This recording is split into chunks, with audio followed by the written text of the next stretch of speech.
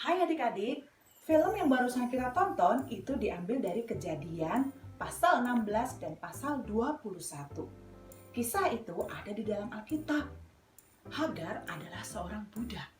Tahu nggak kamu budak itu seperti apa? Budak itu adalah seseorang yang bekerja tetapi tidak diberikan upah. Budak juga tidak memiliki hak. Dia tidak bisa protes, dia tidak bisa komplain. Yang dia kerjakan dan yang dia lakukan harus sesuai dan seturut dengan keinginan dari tuannya. Karena budak itu dibeli dari pasar perbudakan.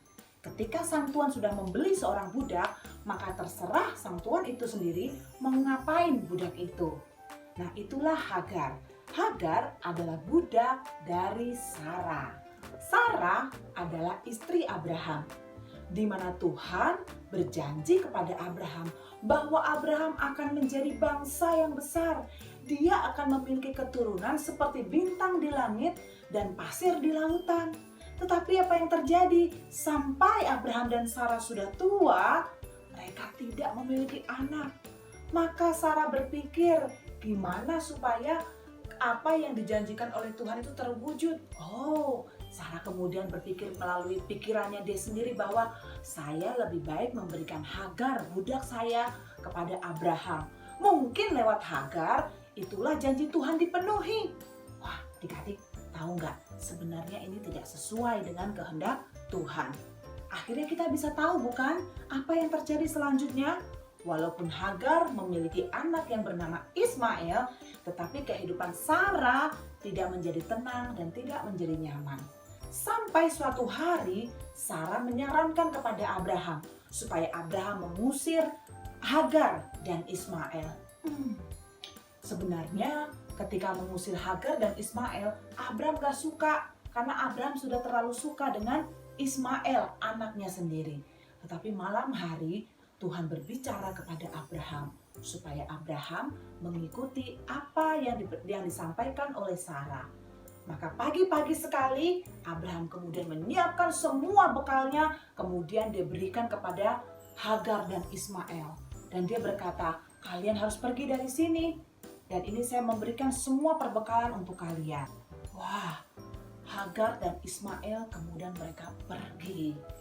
Alkitab menceritakan kemudian Hagar dan Ismail pergi ke padang gurun yang namanya padang gurun Betsheba. Adik-adik tahu padang gurun itu seperti apa? Ya, padang gurun itu isinya semuanya gurun, semuanya pasir, semuanya debu dan di sana panas setengah mati. Hagar dan Ismail mereka berjalan meninggalkan perkemahan Abraham. Dan sepanjang perjalanan ketika mereka lapar, mereka membuka perbekalan mereka makan, mereka minum. Tanpa terasa ketika pas mau minum, airnya sudah habis. Sementara mereka sekarang ini berada di padang, tidak ada air. Dan Ismail sudah mulai menangis, "Mama, aku haus, aku pengen minum." Tetapi sudah tidak ada air minum lagi. Hagar kemudian menangis. Dia kemudian meninggalkan Ismail di tempat itu dan kemudian dia berlari agak jauh sedikit dari Ismail dan dia berkata, "Tuhan, ini gimana? Saya nggak bisa lihat anak saya mati." Dan apa yang terjadi?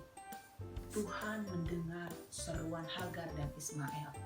Tuhan menolong Hagar, Tuhan menolong Ismail sehingga mereka tidak mati kehausan di padang gurun itu. Tuhan memelihara hidup Ismail. Katakan bahwa Ismail kemudian tumbuh besar menjadi seorang pemanah, memiliki talenta dan kemampuan yang memanah. Dan Ismail inilah yang menjadi satu bangsa yang besar, seperti yang Tuhan sudah janjikan kepada mereka. Nah, adik-adik, hebat kan Tuhan kita? Ternyata Tuhan yang kita sembah adalah Tuhan yang mendengar, Tuhan yang memperhatikan.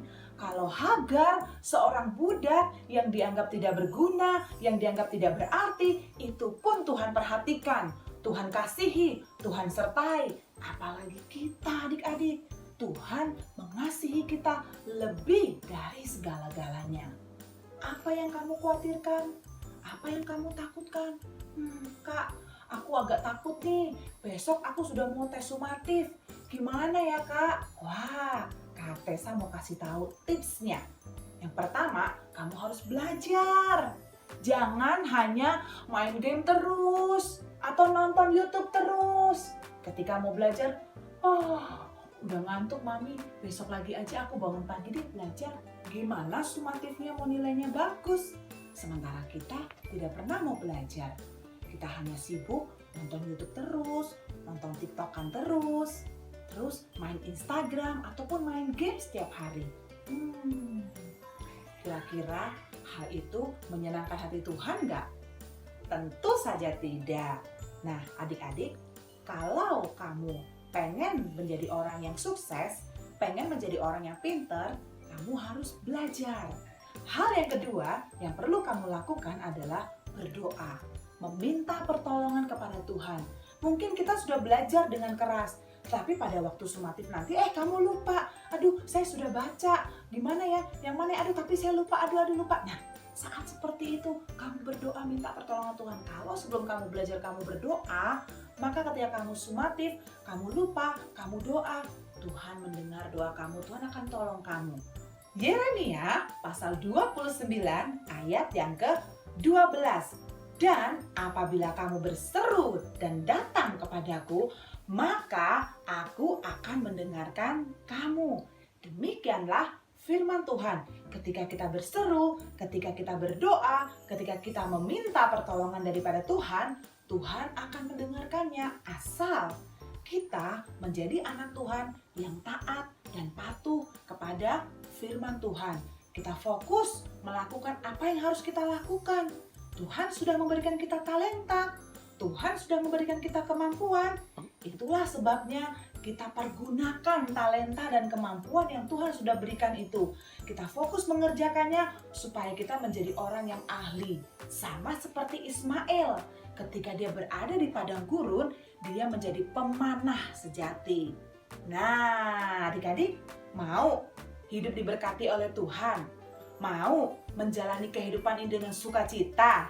Nah, adik-adik, kalau Tuhan mendengar, menolong, memperhatikan Hagar dan Ismail, walaupun Hagar adalah seorang budak, tetapi Tuhan memperhatikan mereka.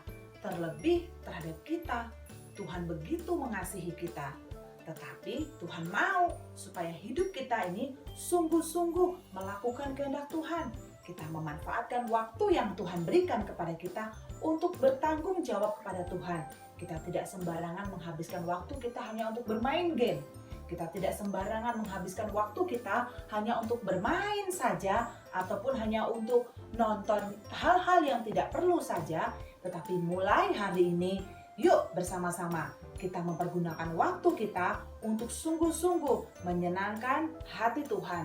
Sehingga Tuhan dimuliakan di dalam hidup kita, Tuhan memberkati hidup kita, Tuhan senang dengan apa yang kita lakukan.